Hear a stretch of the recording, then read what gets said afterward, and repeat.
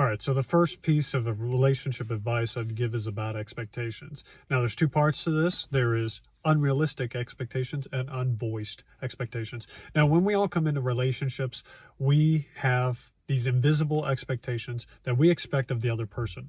And a lot of the times we just kind of expect them to know what those are, right? And even if you've been with someone for a long time, you might still have invisible expectations. And you have to air those out. Basically, a lot of times we get frustrated at the other person because they're not doing something that we expect them to just automatically know to do, and then there's strife because they didn't know they were supposed to. Now, sometimes they do know, but my point is that you can't have these invisible expectations. So first off, they have to be realistic. So you have to be realistic in what you expect from the other person. This might be physically, financially, spiritually, whatever.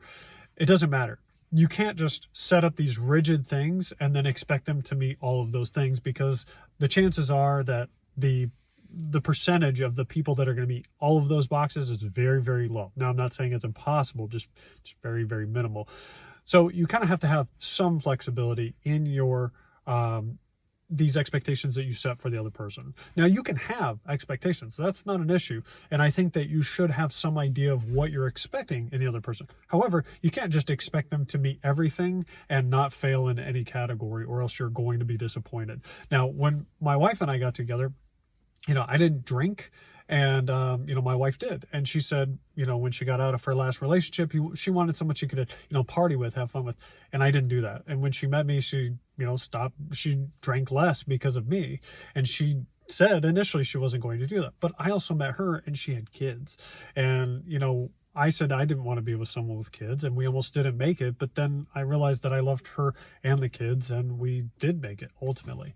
So, you have to have this ability to be somewhat flexible. Now, the other part of that is unvoiced. You have to be able to share what it is that you're expecting from the other person, because if you just expect it and never tell them what what you're looking for, then there's just going to be kind of this disconnect between you, and there will always be an issue because you're always expecting things, but those what you expect is never voiced. So you have to be somewhat flexible, but you also have to voice those.